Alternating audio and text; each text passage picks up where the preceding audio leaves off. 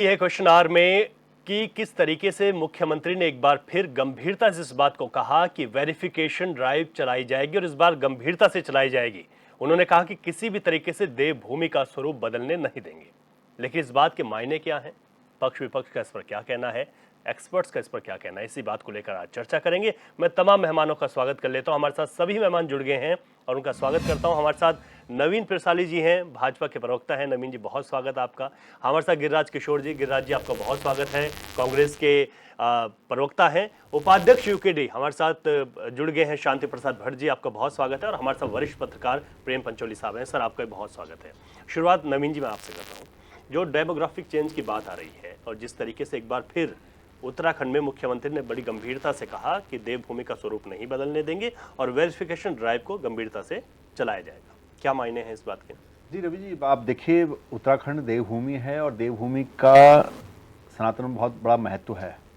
अगर उसको कहीं से बिगाड़ने की कोशिश हो रही होगी, उसको कहीं से नुकसान पहुंचाने की कोशिश हो रही होगी, तो उस पर सरकार अपनी चिंता व्यक्त करती है। और काफ़ी पिछले कुछ दिनों में काफ़ी ऐसी सूचनाएं सरकार के पास आई जिसमें घुसपैठ और धर्मांतरण के माध्यम से उत्तराखंड की डेमोग्राफी को चेंज करने की बात कही गई है, सामने आ रही है और कई घटनाएं उसमें दर्ज भी हुई हैं।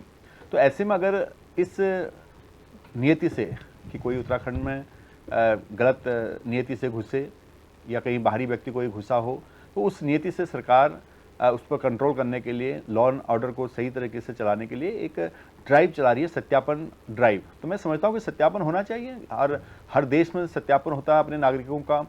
वो सत्यापन इसलिए ज़रूरी है कि हमारे आसपास कहीं कोई अगर ऐसे तत्व घुसे हों जो जिनका हमें पता नहीं हो, हमारे समाज को पता नहीं है, तो वो कम से कम बाहर आए ताकि भविष्य में यहाँ पर नुकसान ना पहुँचा पाए। तो इस उद्देश्य से सरकार एक ड्राइव चला रही है और मैं समझता हूँ कि ये ड्राइव उत्तराखंड के हित में होगी। ठीक है गिरिराज किशोर जी, मुख्यमंत्री का बयान आ गया है कि हम इसको गंभीरता से चलाएंगे। कांग्रेस की क्या राय है इस पर? देखिए रवि जी, अभी वो सारी चीजें देख रहा था, सीएम साहब का भी स्टेटमेंट मैंने सुना। डेमोग्राफिक चेंज जो है, आप देखिए, अगर निश्चित रूप से सरकार की अगर नीयत बिल्कुल साफ है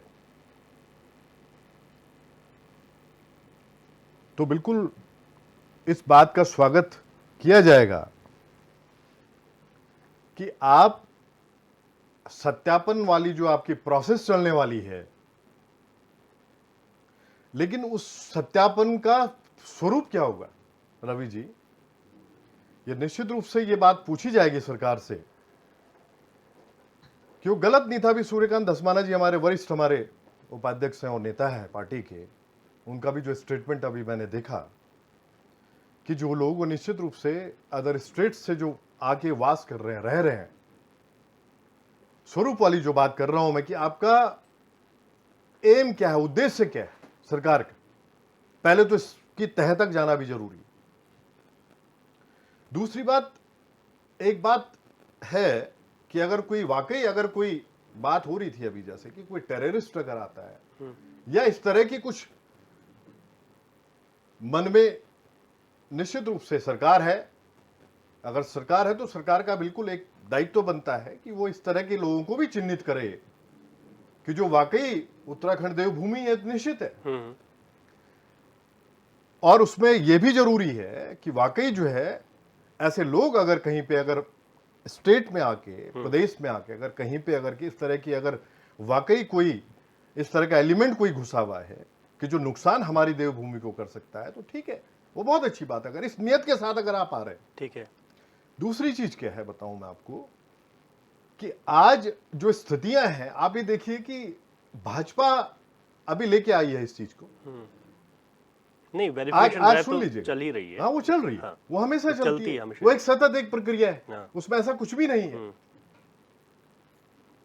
आप अगर इसको एक इस हिसाब से भी अगर जोड़ देते हैं कि उत्तराखंड में भू कानून की भी बात चल रही थी, आप देखिए, आप लास्ट मोमेंट में अलर्ट मोड में आते हैं और ऐसी स्थिति में अलर्ट मोड में आते हैं। आप देखिए रवि जी की इस समय चारधाम यात्रा चल रही है भाई, आपका फोकस, आपकी कंसंट्रेशन, आपका पूरी तरह से, पूरा इस समय आपको पूरी तरह से फोकस और कंसंट्रेशन चारधाम यात्रा को करना चाहिए। ठीक है सर। आप इस चीज को बीच में लेके आते हैं लेकिन इसका स्वरूप जो मैं कह रहा हूं, अगर इसमें पूरी वाकई आपकी नियत साफ है, ट्रांसपेरेंसी के साथ अगर आप सारी चीजों को वाकई आप वॉच कर रहे हैं, सरकार का काम होता है वॉच करना, ऐसा नहीं है, हाँ ठीक है, तो ठीक है, वो सारी चीजें ठीक है। लेकिन अगर आपका सिर्फ ध्यान भटकाने के लिए उत्तराखंड की जनता का अगर इस तरह के आप सगुफे लेके आते हैं, तो निश्चित रूप से ये सारी चीजें कांग्रेस पार्टी विपक्ष में इस समय है ठीक है। और वो सब कुछ देख रही है, बड़ी पारखी नजरों से देख रही है। ठीक है। कि आखिर हो क्या रहा है। शांति प्रसाद भट्ट जी, आपका क्या कहना है? वेरिफिकेशन ड्राइव को लेकर मुख्यमंत्री का बयान आता है, उन्होंने कहा गंभीरता से चलाएंगे।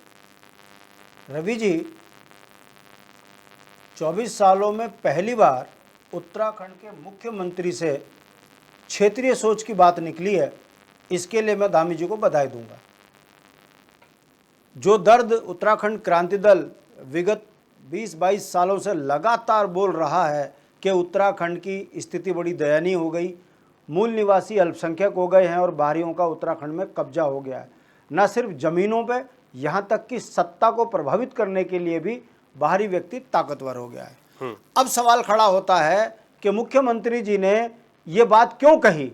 इस टाइमिंग को समझने की जरूरत है। रवि जी, मैं आपको बता दूं, ना तो मलिन बस्ती हटेगी और ना ही यह सत्यापन कराकर किसी को उत्तराखंड से बाहर किया जाएगा। सवाल को समझने की जरूरत है। उत्तराखंड की जनता को मैं बात जो कह रहा हूं, ये वो जनता समझेगी भी। कल से हेमकुंड साहिब की यात्रा शुरू होने वाली है। यात्रा में जो अराजकता का माहौल और अव्यवस्थाओं का माहौल बना है, उससे भारतीय जनता पार्टी की किरकिरी हो रही है पूरे देश के अंदर। यात्री आग बबूला है व्यवस्थाएं ठीक ना होने के कारण। तो मुख्यमंत्री जी ने पूरे टाइमिंग के साथ जो है ऐसी बात कह दी कि कांग्रेस का असली चेहरा बाहर निकल कर आ गया। अब सूर्यकांत धस्माना जी ने कह दिया, छेड़ के देखो, अगर हम सब बाहरी हैं तो फिर योगी आदित्यनाथ भी उत्तर प्रदेश में बाहरी है। समझ रहे हो ना? यहाँ के मूल निवासी को कितनी आफत है, क्या परेशानी है, इस पे कांग्रेस ने नहीं बोला, मगर उन्होंने कह दिया कि भारत का नागरिक उत्तराखंड में आके बस सकता है। मगर सूर्यकांत धस्माना जी ने यह नहीं कहा कि जो ये कहते थे उत्तराखंड बनेगा, पहाड़ी भूखे मरेंगे, उन्हें उत्तराखंड में बर्दाश्त नहीं किया जाएगा। अब आ जाइए, कैसे आप उनका सत्यापन करोगे? कांग्रेस और भाजपा ने सबके तो अस्थायी निवास बनवा दिए, सबको सड़क, बिजली, पानी दे दी, सरकारी संपत्ति पे कब्जा करवा दिया, यहाँ सबके आधार कार्ड बन गए, वोटर आईडी बन गए। मेरी समझ से बाहर है कि यदि कोई पुलिस वाला जाएगा तो पहले तो भाजपा का काऊ जो प्रधान विधायक है वो चिल्लाएगा, फिर कांग्रेस का राजकुमार जी चिल्लाएंगे, फिर गणेश जोशी जी भी चिल्लाएंगे, इसी तरीके से धर्मपुर के नाले खालों में बैठे हुए हैं तो विनोद चमोली भी चिल्लाएंगे। तो मेरी समझ से बाहर यह है कि ये किसको उत्तराखंड के अंदर सत्यापन कर रहे हैं। सवाल है कि सत्ताओं में बैठे दोनों पार्टियों के नेता, इन्होंने ही उत्तराखंड की स्थिति खराब करी है। और रवि जी, आपकी इस डिबेट का मूल जो है दर्द, मैं बता रहा हूं आपको कि पहले पर्वतीय मूल के लिए जब ये राज्य की बात हुई तो 64 लाख थे। आज सरकारी आंकड़े पर्वतीय क्षेत्र में 48 लाख बताते हैं, उसमें भी 12-14 लाख गैर पर्वतीय मूल के हैं। कहने का मतलब है 10 जनपद में 30 से 32 लाख लोग रह गए पहाड़ों में। उत्तराखंड तो बड़ी भयावह स्थिति में आ गई। अब आ जाइए, जो पहाड़ी देहरादून आया था, चाहे वो नौकरी के चक्कर में आया हो, चाहे व्यापार के चक्कर में आया हो, चाहे काम के चक्कर में आया हो, देहरादून में उसने घर बनाया। अब उसके बच्चे निकल गए बेंगलोर, दिल्ली। अब यहाँ पर बूढ़े बुढ़िया रह गए हैं। अगर बूढ़ा बुढ़िया खत्म हो गए तो उस जमीन पर भी कब्जा किसी और का हो गया। ये बड़े चौंकाने वाली बात मैं आपको बता रहा हूं रवि जी कि हरिद्वार, उधम सिंह नगर और देहरादून में भी मूल निवासी धीरे धीरे इन 24 सालों में कम हो गया है। पश्चिमी उत्तर प्रदेश, बिहार और हरियाणा के लोगों का जो कब्जा देहरादून, हरिद्वार, उधम सिंह नगर में हुआ है, ठीक है, ये बताता है कि उत्तराखंड की जो परिस्थितियां हैं, मूल निवासी यहाँ संकट में आ चुका है। ठीक है। अब ये जो बाद में बात खत्म कर रहा हूं, अब जो ये मुख्यमंत्री जी ने कहा है, अगर वाकई भारतीय जनता पार्टी ईमानदार है तो ये श्वेत पत्र जारी करे कि 1 महीने के अंदर हमने इतने लोगों को सत्यापन कर बाहर किया और ये लोग इसमें आपराधिक प्रवृत्ति के थे। अरे भाजपा के काऊ जी तो बसा रहे हैं, कांग्रेस के जो राजकुमार जी यहाँ बसा रहे हैं, ऐसे ही तमाम भाजपा के नेता, कांग्रेस के नेता ये रुपए दे के अस्थायी निवास, मूल निवास बनवाने के लिए आगे बढ़ते हैं। मेरी समझ से परे है कि मुख्यमंत्री जी आखिर आप चारधाम यात्रा, हेमकुंड साहिब की यात्रा, पर्यटनों के तरफ से जनता का ध्यान भटकाने के लिए इस तरीके का सगुफा आप छोड़ रहे हो। पहले भी छोड़ा था और आज फिर आपने अपने पर आरोप लगने से बचने के लिए जनता का ध्यान भटका रहे हो। अगर वाकई ईमानदार हो तो आपको अग्रिम बधाई मैं इस बात की दे रहा हूं कि उत्तराखंड की जनसंख्या आखिर 1,35,00,000 हो कैसे गई, जब यहाँ के मूल निवासी को ना तो रोजगार मिल रहा ना स्वरोजगार मिल रहा। अगर आप इसमें कहीं दोगलापन अगर सरकार का दिखेगा तो हम इस बात को लेकर सड़कों पे जाएंगे कि भारतीय जनता पार्टी जुमलेबाज पार्टी है, केवल बातें करती है और कांग्रेस और भाजपा का ये मैच फिक्स है, ऐसे बात कर अव्यवस्थाओं से ध्यान भटका। प्रेम पंचोली जी, ये आपने हमने तीनों पॉलिटिकल पार्टीज के रिएक्शन ले लिए हैं। भाजपा ने अपनी बात रखी, कांग्रेस ने अपनी बात रखी और उत्तराखंड क्रांति दल के उपाध्यक्ष भट्ट जी ने अपनी बात रखी है। आप सर किस तरीके से देखते हैं इन तमाम चीज़ों को? मुझे तो कभी बहुत हंसी भी आती है और एक चिंता भी होती है कि जब राजनीतिक दलों के प्रवक्ता या राजनीतिक दल आपस में बातचीत करते हैं तो एक दूसरे पे आरोप लगाने से बाज नहीं आते हैं। वो चाहे कुछ भी हो, एन केन परकरेण, ये बोलना ही बोलना है कि इसने गलत बोला, उसने सही बोला। सवाल इस बात का है कि जब इस प्रदेश में सत्यापन की बात आई है 24 साल के बाद, तो हमारी जो सत्ता में पार्टी है या सत्ता के जो मुखिया हैं, हमारे जो मुख्यमंत्री हैं, उन्होंने अगर बयान दिया है कि वो सत्यापन करवाएंगे, तो शायद हमारे लोगों को भी एक और पूछना चाहिए कि सत्यापन किसका करवाएंगे, किस तरह का सत्यापन होगा। इससे इस बात से ये लग रहा है कि क्या हमारे उत्तराखंड के लोग असुरक्षित हो गए हैं, इस बात का सत्यापन है, या उत्तराखंड में कोई बहुत बड़ा हादसा होने वाला है, या इस बात का सत्यापन है। हादसा यानी कि यहाँ प्राकृतिक आपदा भी हो सकती है या मानव जनित आपदा भी कुछ हो सकती है, इस बात का सत्यापन है। सीधा सीधा समझने की ज़रूरत है कि जैसे एनजीटी का फरमान आया, रवि मैं तुम्हें बताता हूँ कि जैसे एनजीटी का फरमान आया वैसे ही राजनीतिक दलों के होश उड़ गए।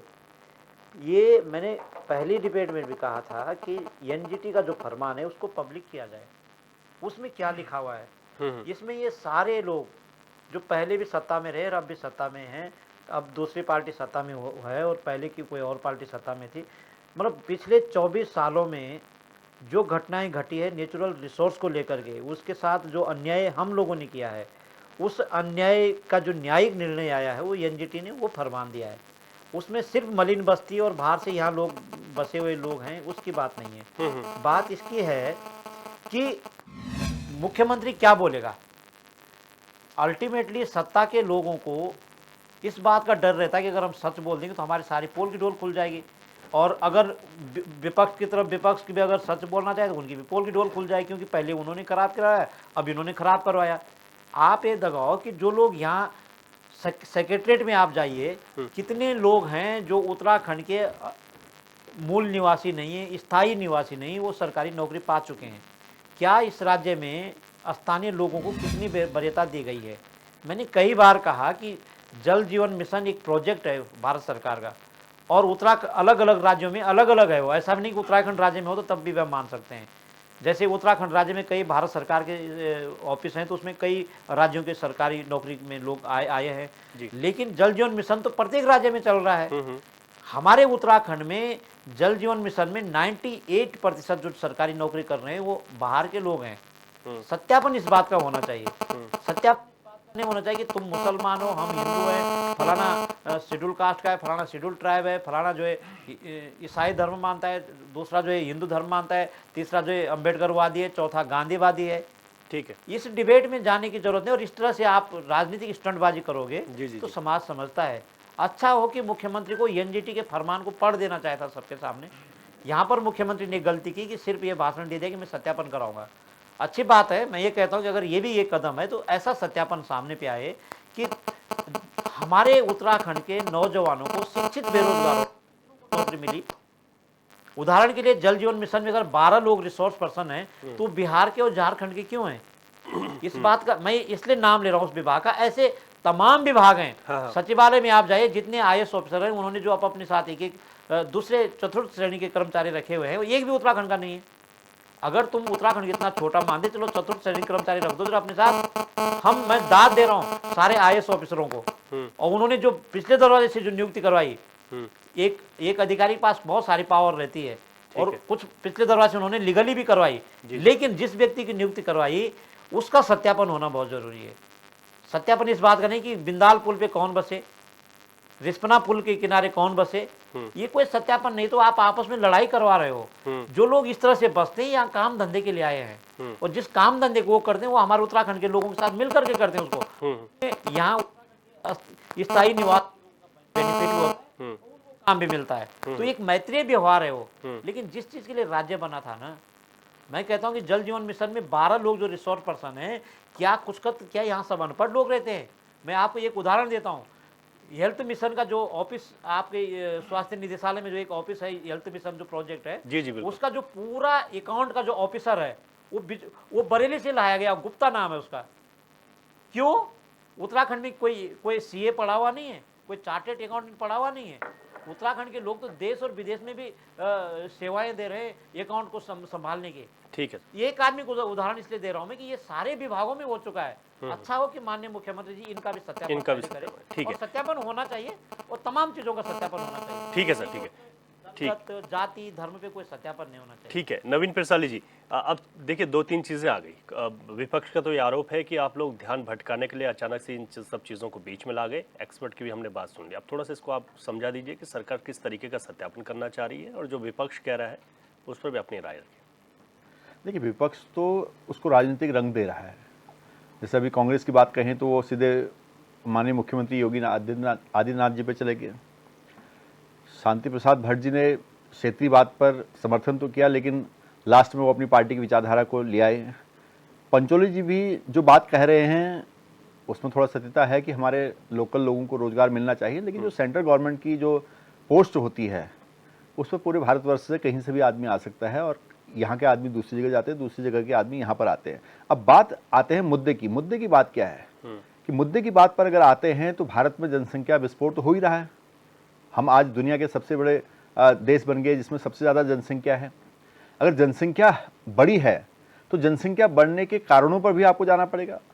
अगर आप 1951 से अगर देखते हैं, 1951 से जब पहला सेंसस हुआ था तो उस वक्त मुझे लग रहा है कि हिंदू आबादी 85% के आसपास थी, जो आज 2022 में 77 रह गई है। वहीं मैं अन्य वर्गों की बात करूं तो मुस्लिम अगर मैं आबादी की बात करूं तो वो 9% के आसपास थी, 9.4 समथिंग। आज वो 21-22% हो गई है। तो इन चीज़ों की तुलना इस तरह से करनी है कि जो चीज़ भविष्य में दिक्कत कर सकती है वह है जनसंख्या विस्फोट। उस जनसंख्या विस्फोट को कैसे काबू करें और घुसपैठ जो इधर उधर से हो रही है उसको कैसे काबू करें, और जो धर्मांतरण इधर उधर होके जो अंदर की व्यवस्थाएं खराब हो रही है वो कौन से तत्व उसमें लगे हैं, इन सब की जांच पड़ताल होने की आवश्यकता है अगर हम यहाँ पर शांति से रहना चाहते हैं तो। एक है। दूसरा ये है कि अब खासतौर पर उत्तराखंड को, अगर उत्तराखंड की बात करें तो उत्तराखंड में मैंने पहले भी कहा कि काफ़ी सारी ऐसी बातें सामने आई हैं जिसमें रोहिंग्या के एंट्री की भी यहाँ पर बात कहेगी कि जो बॉर्डर से बांग्लादेश और म्यांमार बॉर्डर से जो रोहिंग्या भाग कर आए वो उत्तराखंड में भी उनको जगह मिली। और हल्द्वानी जैसी घटना बनभूलपुरा की हुई तो उसमें काफ़ी रोहिंग्या परिवार, 300 परिवार लगभग भाग के चले गए। तो आप ही देख सकते हैं कि उनको किसने बसाया, कौन उनको बसाने वाला है। यहाँ से लेके बद्रीनाथ तक जो एक कई चीज़ें चल रही हैं वो कौन चला रहा है, उसके पीछे क्या उद्देश्य है, इन उद्देश्यों को समझे बिना आप उसकी तह तक नहीं जा सकते हैं। माननीय मुख्यमंत्री जी का ये प्रयास है इस प्रदेश के मुखिया होने के कारण और भारतीय जनता पार्टी की सरकार का कि यहाँ पर कोई डेमोग्राफी इस हिसाब से ना बदले कि जिसमें भविष्य में कोई घटनाएं आए। कई बार कई विशेषज्ञों की भाषण भी आप सुनते हैं, कई लोगों ने यहाँ तक चेतावनी भी दी है कि उत्तराखंड कश्मीर बन सकता है। तो उन चेतावनियों को भी सरकार को ध्यान में रखना पड़ता है। तो क्या वास्तव में अंदर कोई ऐसी सुगबुगाहट हो रही है, क्या कोई ऐसा काम चल रहा है, तो उसको कौन देखेगा? उसको सरकारी तंत्र देखेगा। और सरकारी तंत्र उसको देखने की बात करता है तो फिर उसमें राजनीति क्या है? लेकिन जो कांग्रेस कह रही है कि आप चार धाम यात्रा की अव्यवस्थाएं थी, हेमकुंड साहिब के कपाट खुल रहे हैं, आप लोग फिर अचानक इस बात को बीच में लेकर आ गए। देखिए, सरकार होती है, सरकार के पास एक काम, रवि जी, एक काम नहीं होता। अगर जो सरकार केवल एक काम करती तो वो सरकार नहीं है। सरकार मल्टी टैलेंटेड होती है। सरकार कई आयामों पर काम करती है, कई जगहों पर काम करती है, कई एक साथ काम चलता है। साइमल्टेनियसली चलता काम, ठीक है। एक मुद्दे पर नहीं जा। अगर यात्रा चल रही तो यात्रा चल रही। यात्रा में हमने कहा था कि पिछली बार 56 लाख लोग आए थे, श्रद्धालु आए थे, इस बार बढ़ने की आशंका है और हमने उसके हिसाब से इंतजाम किया। लेकिन जिस प्रकार से आप देखते हैं आपदा के बाद माननीय प्रधानमंत्री जी ने इस देश की बागडोर संभाली और उसके बाद उन्होंने एक साथ ही केदारनाथ पुनर्निर्माण की जो बागडोर संभाली, उसके बाद यहाँ पर लगातार उनके दौरे हुए और केदारखंड मानसखंड की जिस प्रकार से उन्होंने दौरे किए और उसको पूरे विश्व पटल पर सनातन प्रेमियों के लिए एक संदेश दिया, उससे यहाँ पर लगातार पर्यटन बढ़ रहा अच्छा, है, एक सवाल धार्मिक और है पर्यटन बढ़ रहा है। क्या अन्य राज्यों से जो लोग यहाँ बसे हैं, क्या ये उनका सत्यापन भी है? क्योंकि विपक्ष तो कह रहा है कि अब सब लोग यहाँ आ गए स्थायी निवास, तो कहीं ये जो बात है उससे हम भटक तो नहीं रहे हैं? देखिए, सत्यापन ऐसा नहीं है कि भाई कोई उत्तर प्रदेश से यहाँ पर शिफ्ट हो गया, कोई दिल्ली से शिफ्ट हो गया। ठीक है। आप इस बात को गहराई से समझें कि क्या कोई बांग्लादेश से यहाँ घुसा तो नहीं है। जिस प्रकार से हल्द्वानी में 200-300 परिवार, रोहिंग्या परिवार भाग गए वापस, जब ये बनभूलपुरा की घटना हुई तो उसके बाद सरकारी तंत्र पहले भी जागरूक था और अब और चौकन्ना हो गया कि और ऐसे कहां पर हो रहा है। हमने 5000 एकड़ जो लैंड है लोगों से छुड़वाई है। उनमें से कौन कौन से लोग थे ये आपने अखबारों में पढ़ा, आप अन्य माध्यमों से आपके पास समाचार आए, तो वो कहां तक बढ़ा है, कहां तक फैला है, उसकी पूरी जड़ तक, उसकी तह तक जाने के लिए सरकार की कवायद है। और मैं समझता हूं पहली बार कोई सरकार इस तरह से चेती है, उत्तराखंड के हित में काम कर रही है। और माननीय मुख्यमंत्री जी को बधाई देनी चाहिए इस बात की कि उन्होंने उत्तराखंड के हित में सोचा है और जो सोचा है बहुत अच्छा सोचा है। और जिस प्रकार से माननीय मुख्यमंत्री जी की कार्यशैली है, मैं समझता हूं कि वो तह तक जाएंगे और इस कार्य को पूरा करके रहेंगे। ठीक है गिरिराज जी, क्योंकि बात यह है कि जो बाहरी राज्यों से यहाँ लोग रह रहे हैं उनका ये कोई सत्यापन नहीं, यहाँ से किसी को भगाया नहीं जा रहा है। जो अराजक तत्व है उनको देखा जाए, बनभूलपुरा की घटना का जिक्र हो, फिर दिक्कत क्या है? देखिए रवि जी, दिक्कत कुछ नहीं है कांग्रेस पार्टी। अगर नियत इनकी साफ है, अगर ये ट्रांसपेरेंसी के साथ सामने आए हैं, डेमोग्राफिक चेंज की जो बात हो रही है,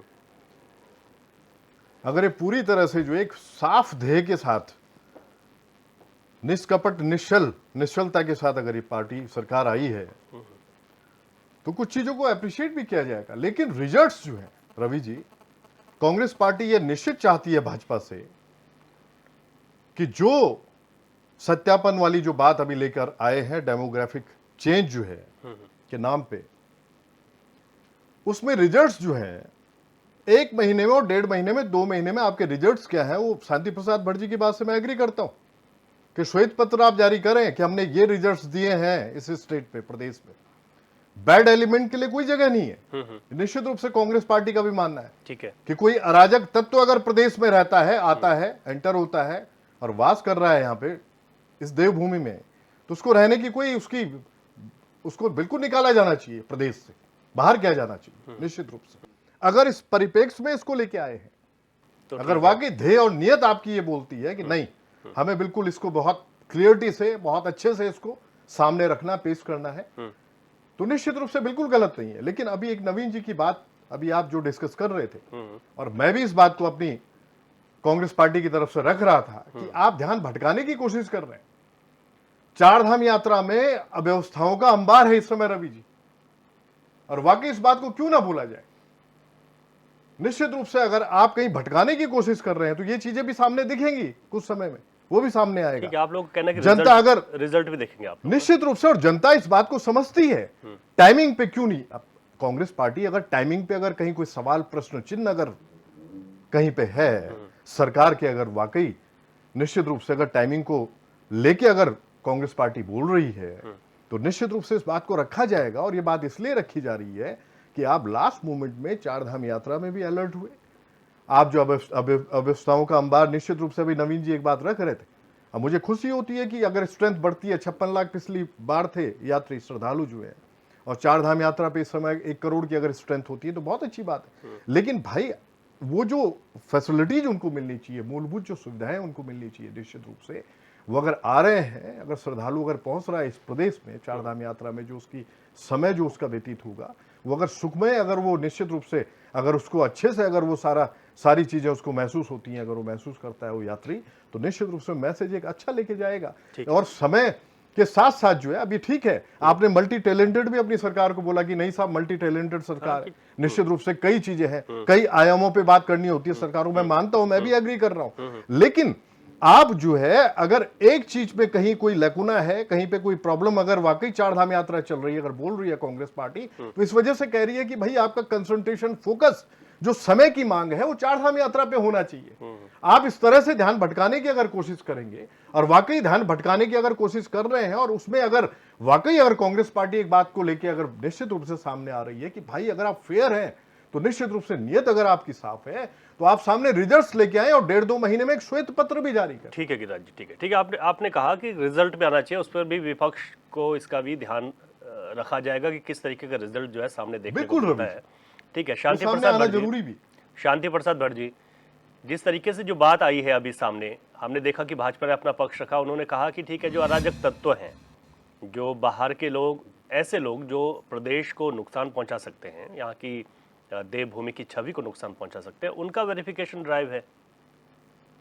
रवि जी, आपने प्रारंभ में मेरे मुंह से सुना होगा, मैंने बधाई दी मुख्यमंत्री जी को, जी जी जी, ये बात कहकर कि 24 साल से जो उत्तराखंड क्रांति दल दर्द बोल रहा है कि उत्तराखंड की स्थिति बड़ी दयनीय हो गई, बाहरी मजबूत हो गए, मूल निवासी कमजोर हो गए। तो बताइए, अच्छे काम में कौन तारीफ नहीं करता, करी ना। मगर शंका कहाँ आती है, मैं आपको एग्जाम्पल के साथ दे रहा हूँ, और अभी देखना, ये नवीन परशाली जी मुंह नहीं दिखाएंगे 5 तारीख के बाद अगले महीने। अभी उदाहरण दे रहा हूँ, पंचोली जी ने जो बात कही, 24 साल में उत्तराखंड के अंदर जो प्रतिभावान बच्चे थे वो यूपीएससी परीक्षाएं पास करके आईएएस तो बन रहे हैं, मगर उत्तराखंड के अंदर यूकेपीसीएस की परीक्षाएं 24 साल में हो नहीं रही, और जब हुई हैं तो उन पे घोटाले लगे हैं, अखबारों में फ्रंट में छपा है, वो चाहे कांग्रेस के टाइम पे हो चाहे भाजपा के टाइम पर हो। और भाजपा के आरएसएस के लोगों ने जिस तरीके से कुलपति बना दिए अनपढ़, जिस तरीके से विभागों में अध्यक्ष चुन लिए, और अभी एक चिट्ठी तैर रही है सिंचाई विभाग की, जो मैंने उसको कोड करके मुख्यमंत्री जी को भी टैग करके लिखा है कि एक एचओडी है सिंचाई विभाग का, उसकी फाइल चल रही है, रिटायरमेंट 31 तारीख को है, उससे पहले मुख्यमंत्री कार्यालय उसको जो है 3 साल का प्रतिनियुक्ति दी जा रही है। ऐसा प्रेम बाहर वालों से क्यों? बिना लालच के तो है नहीं, और इतना प्रतिभावान है नहीं, सिंचाई विभाग कबाड़ मठ बना दिया उसने, क्यों करा जा रहा है? और इसी तरीके से पूरे विभागों में तमाम बाहर के लोगों को विभाग अध्यक्ष 3 साल के लिए एक्सटेंशन, 3 साल के लिए एक्सटेंशन। वाई?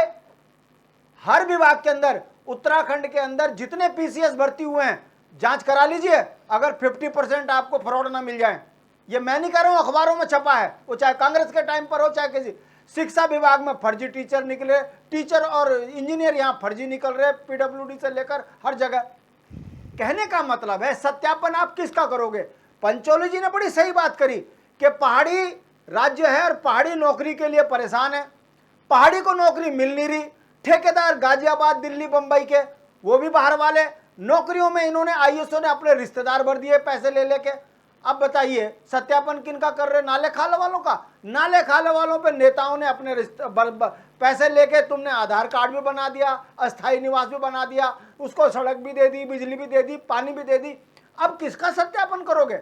हमारा कहने का मतलब है कि जब उत्तराखंड के संसाधन बिक गए, भू कानून खत्म, मूल निवास खत्म, और नौकरियों में भी बाहर वाले बैठ गए, तो फिर आप किसका सत्यापन कर रहे हो? अगर आप सत्यापन इस समय पर चुन रहे हो, जबकि उत्तराखंड की ज्वलंत समस्या क्या है?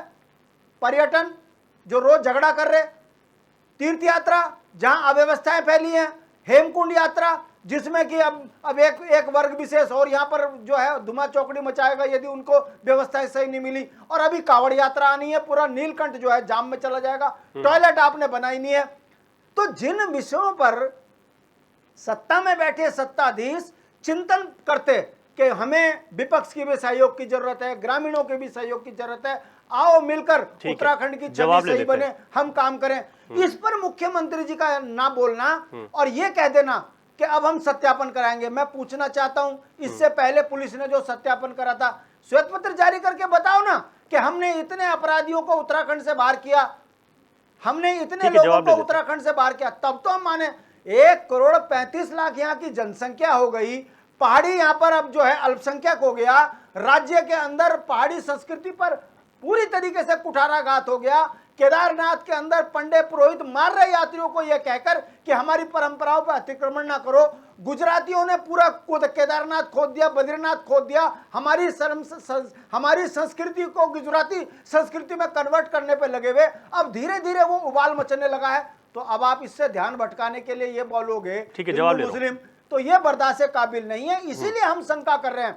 और मैं चुनौती के साथ कह रहा हूं यहां पर, परसियाली जी आप 5 तारीख को मिलना, आपको सिंचाई विभाग के अंदर एचओडी 3 साल का प्रतिनियुक्ति बढ़ती हुई मिलेगी। और मुख्यमंत्री कार्यालय पर आरोप लग रहे हैं। अगर ये आपकी प्रैक्टिस है तो जो पत्रकार महोदय पंचोली जी ने कहा है ना कि एनआरएचएम में भी बाहर वाले, जल मिशन में भी बाहर वाले, हर विभाग का अध्यक्ष भी बाहर वाला, तो पहाड़ी अनपढ़ है क्या? देश संभाले हम, बलिदान दे हम, देश की रक्षा के लिए सब कुछ करें हम, और अपने राज्य में हमें चपड़ासी की भी नौकरी ना मिले। नवीन जी, ये जो दर्द है, इसलिए मुख्यमंत्री के कार्यप्रणाली पर सवाल खड़े हो रहे हैं। और मैं दावे के साथ कह रहा हूं, अगर जांच हो गई ना जिनको 2-2 साल की प्रतिनियुक्तियां दे रखी, तो मुख्यमंत्री कार्यालय मुंह नहीं दिखा पाएगा। जिस तरीके का खेल उत्तराखंड में हो रहा है, ये भी जनता को समझना चाहिए। ठीक है नवीन जी, 2 चीजें आई है। मूल निवास भू कानून जिसको लेकर यहाँ पर एक बड़ा आंदोलन भी हुआ, तो विपक्ष का यही आरोप है कि आप इन मुद्दों पर गंभीर नहीं है, वेरिफिकेशन ड्राइव को लेकर आप तेजी दिखा रहे हैं। उनका कहने का मतलब यह है, शांति प्रसाद भटजी। रवि जी देखिए क्या हुआ कि जब उत्तराखंड बना था तो बहुत सारी चीज़ें साथ साथ चली, कुछ हो पाई कुछ नहीं हो पाई। लेकिन जब 23-24 साल उत्तराखंड को बने हुए हो गए हैं तो यहाँ पर सभी चीज़ों का समाधान चाहिए। और 2025 तक जो माननीय मुख्यमंत्री जी का भी लक्ष्य है कि हमारा प्रदेश अग्रणी प्रदेश बने, और चाहे वो नौकरी के हिसाब से हो, चाहे इन्वेस्टमेंट के हिसाब से हो, हर तरह से, हर लिहाज से हमारा प्रदेश इंफ्रास्ट्रक्चर के हिसाब से हो, आगे बढ़े। तो ये जो सोच मुख्यमंत्री जी लेके चल रहे हैं, तो उसमें लॉ एंड ऑर्डर और ये सारी चीज़ें भी शामिल होती हैं एक प्रदेश के लिए आगे ले जाने के लिए।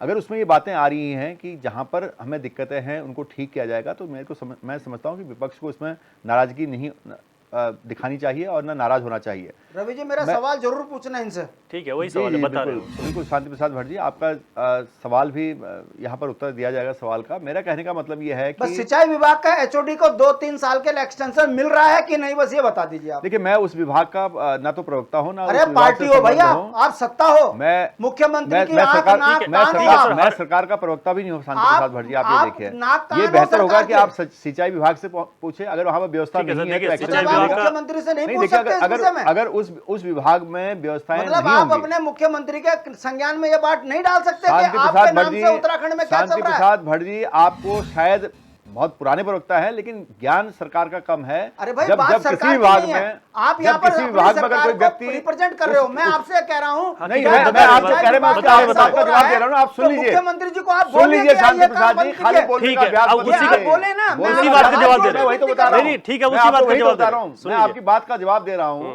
कि अगर किसी विभाग में विभागाध्यक्ष जैसे पद पर किसी और की व्यवस्था नहीं होती तो उसमें एक्सटेंशन किया जाएगा। ये एक्सटेंशन क्यों? इसलिए एक्सटेंशन दिया जाता कहीं पर, इसका मुझे पता नहीं है, लेकिन इतना extension प्रतिभावान क्यों दिया है जाता तो है, फिर मैं वो सिंचाई आपको बता विभाग रहा हूं। घाटे में क्यों है? मैं सिंचाई विभाग में आपको ये कर्मचारी बता क्यों नहीं रहा है? हूं कि एक्सटेंशन उस केस में दिया जाता है जब वहां पर कोई महत्वपूर्ण पद पर दूसरे व्यक्ति की उस वक्त कहना का मतलब है विभाग में कोई दूसरा काबिल नहीं है, या उस वक्त आपका कहने का मतलब है कोई सिंचाई विभाग में दूसरा उस पद में बैठने लायक नहीं है। पुराने आदमी के पास जानकारियां होती है। उत्तराखंड के मूल निवासी जो साल भर का रह गया, ठीक है, मैं उसी बात रिटायरमेंट से पहले दूसरे को अरे एक चीज को छोड़ देते हैं। ना आपने सरकारी नौकरी की कभी, ना सरकारी विभाग देखा। अरे भाई आप प्रैक्टिस क्यों? आप केवल प्रवक्ता डिग्री यहाँ पर करेंगे तो इनका जवाब ही नहीं ले पाएंगे आप। अच्छा सवाल घुमा देंगे भवन। सवाल मेरा कहने का मतलब यह है कि कहीं पर भी एक्सटेंशन तब दिया जाता है जब वहां पर उपयुक्त व्यक्ति की नियुक्ति नहीं हो पाती है या उपयुक्त व्यक्ति उपलब्ध नहीं होता है। एक बात और आ रही है भाई, आपको पैट्रिक भी बहुत अच्छा लगे, शांति आज पैट्रिक घोटाले में आ गया, तो ऐसे ही हर तमाम जगहों पर बेईमानी क्यों? आपने कभी सरकारी नौकरी के लिए कोई एग्जाम दिया? मैं आपके सवाल पर शांति मैं ये इनसे सबसे पूछना चाहता हूं, किस किस ने सरकारी नौकरी के लिए एग्जाम दिया? अरे भाई क्या किस सन में दिया आपने? जो आरोप लगे हैं, आप बोल रहे सरकार ने आपको नौकरी, सरकार घर आके नौकरी देगी किसी को?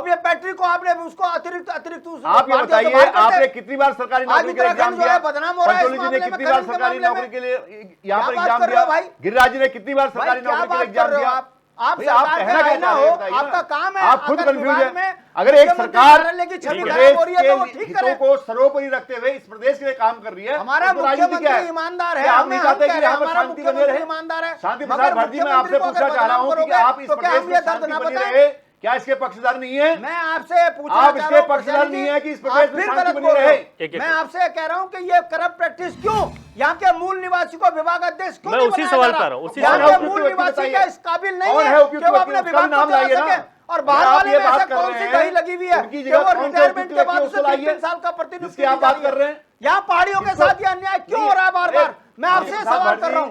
कह के आप नहीं यहाँ पर होता। सत्यापन की आप बात जैसे कर रहे हो, लोगों की हमारे वजह तो से नौकरियों अन्याय को हो रहा लोगों ने है। कब्जे कर लिया। आप जैसे लोग जो कहते कुछ और करते कुछ अच्छा, है, इसलिए इतना दिक्कत हो प्यार रही है आपको? इसलिए दिक्कत हो रही इतना है। प्यार है आपको? बिल्कुल। मैं बता रहा हूँ पैट्रिक पर जो उत्तराखंड आरोप के लगे हित हैं में उस पर आपका विभाग, माननीय आपके मुख्यमंत्री जी क्या पुष्कर कर रहे सिंह हैं? धामी आप ये पहले बताइए। मुख्यमंत्री हैं जो इस राज्य सिंचाई के विभाग हित को में अगर विभाग सर्वोपरि आगे बाहर लेकर का चल बन रहे रहा है तो हैं। क्यों? और काम कर रहे हैं, मैं काम कह रहा हूं, करके दिखाया रिटायर है। हुआ बाहर करो, एक काम नए नहीं, लड़कों को कई काम नौकरी करके दो, दिखाए। और विभाग वाले को कई काम प्रमोशन दिखाए। करो। पहली आखिर बार ऐसा क्यों उत्तराखंड नहीं में हो रहा ऐसे है? काम हुए हैं इस विषय पर आप क्यों जिसकी नहीं बोल रहे? नजीर आज पूरा देश भाई दे रहा है। उत्तराखंड का दर्द पूरा है भाई, देश देख रहा है यहाँ उसको। के मूल निवासियों चिल्लाने की से कुछ नौकरियां नहीं आप होता। आप छीन जवाब ही रहे नहीं हो लेना चाह और रहे कोई। विभाग अध्यक्ष बाहर आप वाले सोच को रहे हैं आप बना रहे बोलने हो की तो कहाँ प्रैक्टिस जाएंगे? है, आप तेज आवाज में बोलेंगे। पहाड़ी कहाँ अब जब जाएंगे ये जाएंगे, बताइए आप। ठीक है, ठीक है। पहाड़ी कहाँ इसका क्या जाएगा रिजल्ट भाई ये निकलता? बताइए ठीक है, आप। ठीक क्या है, रिजल्ट सवाल ये निकलता है, है? सवाल ये है अरे सर। हम भी तो पहाड़ी भट्ट जी हैं। एक मिनट, एक एक करके। अगर आप पहाड़ अरे में हम रहे भी हो तो पहाड़ी हैं। भट्ट जी एक मिनट। भट्ट जी, बोलते आप। उत्तराखंड के लोग हैं आप और देहरादून वाले होंगे, हम- मैं तो बिल्कुल पहाड़ों अरे का हूँ। मैं- हम उत्तराखंड के आपसे लोग तभी कह रहा हैं। हूं। ठीक है भट्ट जी, जब शांति ये प्रताप भट्ट जी, मैं नौकरियों सवाल, में बाहर वाले मैं बैठे सवाल, हैं, सत्यापन मैं का स- ढोंग कर जो रहे हैं। आप ये बोल रहे हैं कि अभी सारे विभाग खाली करके हम केवल पहाड़ मूल के लोगों को रख दें, आपको मैं भी ये 2 कैसे तारीख के संभव बाद होता है? जब एक्सटेंशन मिलेगा कैसे किसी को संभव ना, है? मैं फिर बैठूंगा आपके सामने कैसे इसी संभव तरीके से। है? ठीक है, ठीक है। उसी मैं को ये हमने पूछ रहा हूं। सोचना है ठीक है। कि हमारे यहाँ के सत्यापन करना है व्यक्ति तो को वहाँ रोजगार देखिए जो कैसे हमारे मिलेगा, यही नौकरियों पे सरकार बैठे हैं। सोच। ठीक है, मैं उनका प्रेम पंचोली जी के सत्यापन पास जा बाहर रहा करें हूँ। पहले। ठीक है सर, ठीक है, ठीक है, ओके ओके। प्रेम पंचोली जी सरकारी देखिए, कोशिश बात यही ये है, है। मुझे जहां तक लगा सवाल ये था कि ठीक है पहाड़ के लोगों का कहीं हक तो नहीं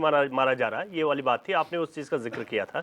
लेकिन ठीक है, हर विभागों की कंडीशन क्या है, अभी एक पार्टिकुलर एक विभाग को हम नहीं पूछ सकते जब तक उसके बारे में मुझे भी पूरी जानकारी नहीं होगी। लेकिन सर पंचोली जी, आपसे सवाल ये है कि जो वेरिफिकेशन ड्राइव तो आज तक भी चलती आई है, पुलिस के माध्यम से इस तरीके की ड्राइव पिछले कई सालों से चलाई जा रही हैं, चालान भी किए जाते हैं इस वजह से कि जिनका वेरिफिकेशन नहीं होता है सुरक्षा के लिहाज से।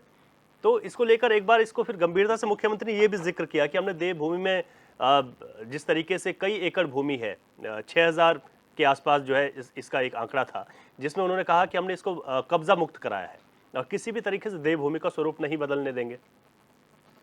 देखो, मैंने पहले अपनी बात में कहा कि ये पूरी एक राजनीतिक स्टंटबाजी है और मुझे इस बात पे कोई गुरेज नहीं है कि जो तीनों प्रवक्ता यहाँ आए हैं, तीनों के दिल पे पहाड़ का दर्द झलक रहा है और बड़ा अच्छा लगता है कि इनको दर्द तो है कम से कम, और इनकी जो ऊपर आका बैठे हुए हैं उनको दर्द नहीं तो उसका हम क्या करें, उसका भगवान खाए उनको। लेकिन इस बात का मैं पहले भी कहा कि जो मुख्यमंत्री जी ने कहा कि मैं सत्यापन कराऊंगा, बहुत महत्वपूर्ण बात की है, और आपने भी कहा कि सत्यापन तो हर साल होता ही है, कोई बहुत बड़ी बात नहीं है। ठीक है, इस बार उन्होंने कहा गंभीरता से हो जाए। हाँ, पुलिस करती है, जिस सत्यापन को मुख्यमंत्री कह रहे हैं पुलिस और तमाम हमारे जो सुरक्षा एजेंसियाँ हैं वो करती है। हम तक लोगों की भी करते हैं कि ये क्या कर रहे हैं, कहाँ भाषण दे रहे हैं, कहाँ जा रहे हैं। जी। कई बार मुझे पूछते हैं कि तुम चैनल में क्यों जाते हो, तो वो तो हमारी जो आंतरिक एजेंसियाँ हैं, जो सुरक्षा एजेंसी पुलिस डिपार्टमेंट है, ये करते हैं। मुझे लगता है कि मुख्यमंत्री के बात में बड़ा दम है। मुख्यमंत्री ने यदि सत्यापन की बात की है तो उसके पीछे बड़ा राज है। हो सकता है उनकी बातों को कम सुना गया हो, या अखबार के लोगों ने, हमारे लोगों ने कम सुना और खबर छाप दी, या खबर छपते या हमारे टेलीविज़न चैनलों में दिखाते जगह की कम रही हो, तो सिर्फ इतना आया है कि सत्यापन करूँगा। सत्यापन के पीछे बड़ा राज है। अगर सत्यापन कर रहे हैं तो मुझे लगता है कि पूरी सरकार में, जो मैंने पहले शंका जाहिर की थी कि दिक्कतें बहुत ज़्यादा है, जहाँ पर जो हमारे जो बहुत पुराने नेता हुआ करते थे, मैंने उनको देखा नहीं, तो उनके बारे में जो पढ़ा मैंने और जो लोगों से सुना, हमारे हेमंत नंदन बहुगुणा जी ये कहते थे गढ़वाली में कि चूल्हा को बोला ऊंडा फुंडो और ऊंडा फुंडो को चूल्हा फुंडा। इसका मतलब है कि जिसको चूल्हे के पास बैठना था ना, वो बाहर खड़ा है, और जिसको बाहर खड़ा रहना था वो चूल्हे के पास बैठ गया है।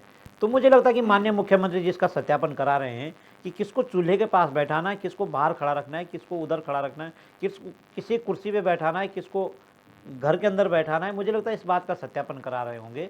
और जो इस समय बड़ी समस्या है सरकार के सामने 3 सवाल खड़े हैं। एक 4 धाम यात्रा, उसको बहुत व्यवस्थित ढंग से चलाना है। एक एनजीटी का फरमान इन्हीं दिनों आया है, और एक सामने पर चुनाव है।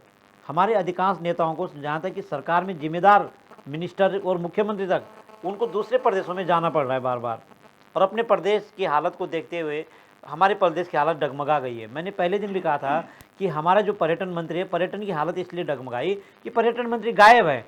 तो परिवार का मुखिया गायब रहेगा तो फिर क्या होगा? अंततः मुख्यमंत्री को ये कमान संभालनी पड़ी। तो जो ये पूरा जो स्टंटबाजी है, जो ये बयानबाजी है, ये सिर्फ और सिर्फ इसलिए है कि ताकि जो विपक्षी है या दूसरे प्रतिशोध की जो आवाज़ है, उनके समझ में बात नहीं आए कि मुख्यमंत्री क्या कहना चाहते हैं, है ना। इसमें मेन जो जड़ में है, मुख्य जो इस बात में जो इस बात की जो जड़ है वो एनजीटी है। एनजीटी में जितने भी नॉर्म्स लिखे गए हैं, वो जो नोटिस है ना, उसमें सिर्फ ये नहीं लिख रखा कि बिंदालपुर में जो बस्ती वो अवैध है, ये नहीं लिख रखा उसमें। पिरसाली जी को पता होगा पक्का, ऐसा नहीं कि नहीं होगा पता उनको, लेकिन उसमें क्या क्या लिखे हुए हैं वो जरा पब्लिक डोमेन में आ जाए तो पता चल जाएगा कि मुख्यमंत्री जी ने क्यों कहा कि सत्यापन करवाएंगे। और मुझे तो इस बात की खुशी है कि अगर मुख्यमंत्री ने कहा कि सत्यापन करवाएंगे, मुझे लगता है कि डिपार्टमेंटों का भी सत्यापन करवाएंगे।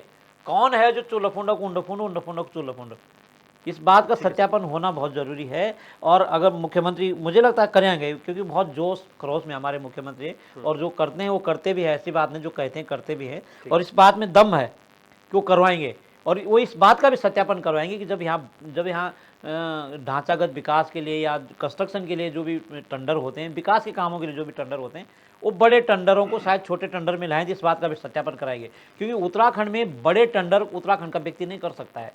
इतने पावरफुल, इतना हाई प्रोफाइल कंपनी और फैक्ट्री या लाइसेंसधारी आदमी यहाँ पर नहीं है कि जो बड़े टेंडर करेगा, इसलिए बाहर के लोगों से टेंडर करवाते हैं और फिर यहाँ पर हमारे जो यहाँ के मूल निवासी काम करने वाले लोग हैं, उनको फिर पेटी ठेकेदार के रूप में काम करना पड़ता है।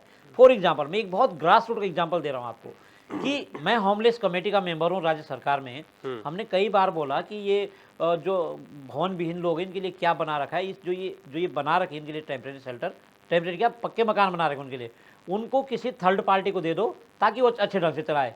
तो हमारी जो बात हुई शहरी विकास सचिव ने बोला, बिल्कुल बैगोली जी थे तब, उन्होंने इस बात को स्वीकार किया।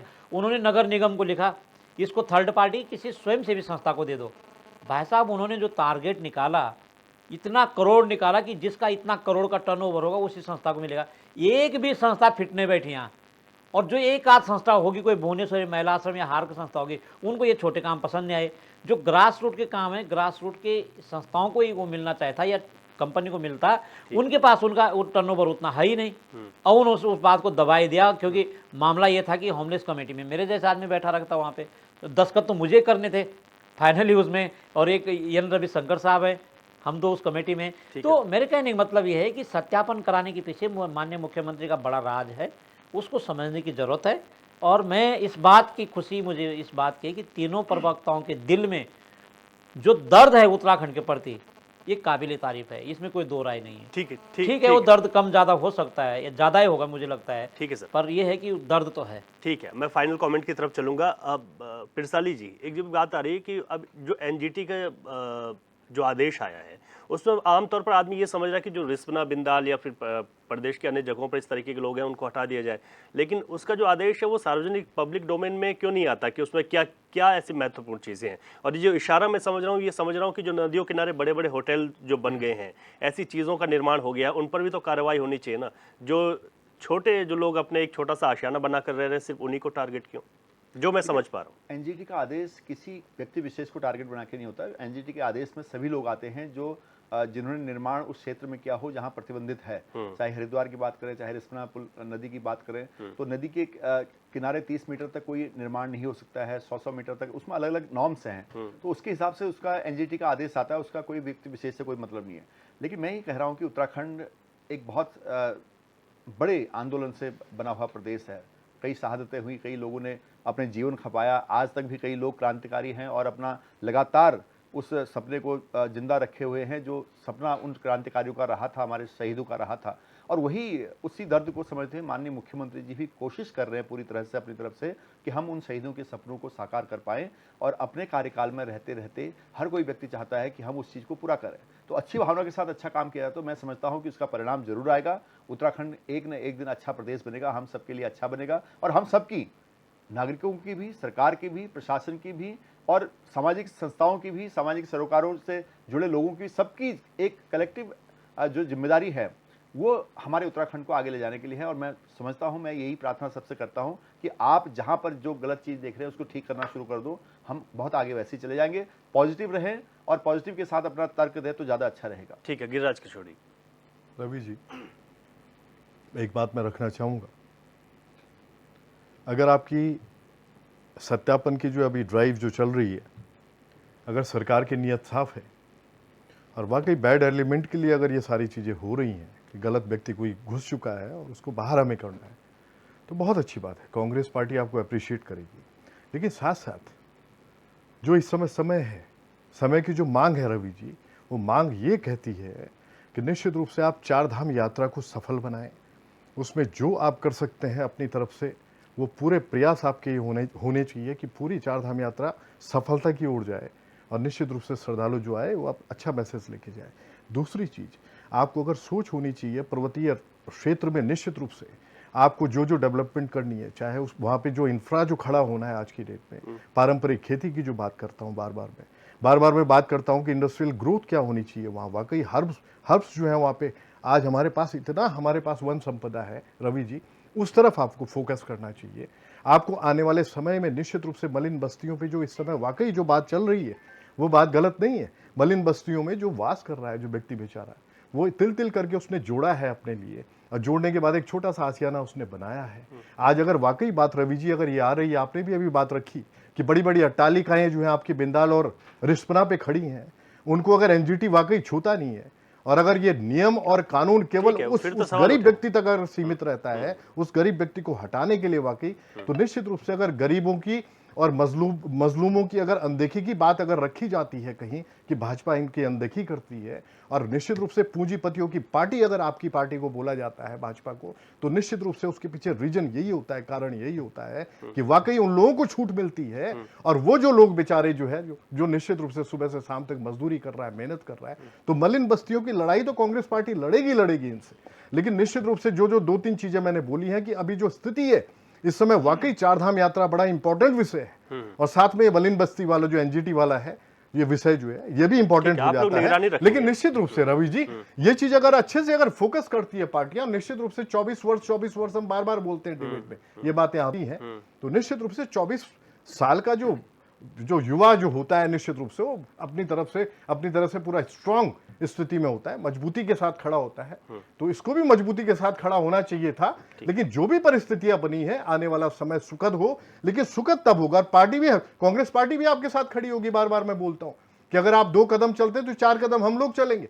निश्चित रूप से शांति प्रसाद भट्ट जी का दर्द भी वही है। पंचोली जी जितनी बात रख रहे थे भाई, निश्चित रूप से वो दर्द ये है कि आखिरी पायदान पे जो ग्रामीण बैठा हुआ है हमारा पर्वतीय क्षेत्र में, उस तक सुख पहुंचे, उस तक वो कम से कम अपने मूलभूत सुविधाओं के लिए जो तरस रहा है उस तक वो सुविधाएं पहुंचे। निश्चित रूप से हर सरकार का ये दायित्व बनता है कि वाकई उस ग्रामीण के बारे में सोचा। शांति प्रसाद भट्ट जी, फाइनल कमेंट। देखिए रवि जी, निश्चित रूप से अगर सरकार चाहती है कि उत्तराखंड के ऊपर जो कुठाराघात बाहर के लोग कर रहे हैं, इसके लिए सत्यापन और छटनी की बात मुख्यमंत्री जो कह रहे हैं, अगर ये सत्य है, इसके लिए मैं अग्रिम बधाई सरकार को दूंगा। पहली बार उत्तराखंड की सरकार जो है उत्तराखंड के मूल निवासियों के दर्द पर काम करने की बात कह रही है। हमारी ये मांग रहेगी कि इस पर श्वेत पत्र जारी करें। न सिर्फ मलिन बस्ती, जो बड़े बड़े यहाँ पर हॉस्पिटल बन रहे हैं, मानकों के खिलाफ काम कर रहे हैं, उन पर भी कार्रवाई हो। जिन्होंने मलिन बस्तियों के इर्द गिर्द बड़े बड़े कब्जे करे हैं, उन पे भी कार्रवाई हो। और एनजीटी ने जो इशारा किया है, यदि सरकार उस पर काम करेगी तो कौन सरकार की तारीफ नहीं करेगा। और उत्तराखंड में जिन्होंने सरकारी नौकरियां चोर रास्ते से पकड़ी है, इस पर भी मुख्यमंत्री श्वेत पत्र जारी करेंगे। मैं अग्रिम बधाई दे रहा हूं, सरकार आप काम करो, हम आपके साथ हैं। मगर ऐसा ना हो कि ये तो 2 महीने की यात्रा निकली और फिर ये टाई फीस। यदि ऐसा होगा तो इस सरकार को फिर घेरेंगे और हम छोड़ेंगे नहीं। उत्तराखंड के साथ अन्याय जहां भी होगा वो बर्दाश्त से काबिल नहीं। ठीक है, प्रेम पंचोली सर, आपका फाइनल कमेंट्स। नहीं, मैं तो ये कहूँगा कि जो मुख्यमंत्री ने सत्यापन की बात की है, उस टोटल सत्यापन करेंगे तो अच्छा रहेगा।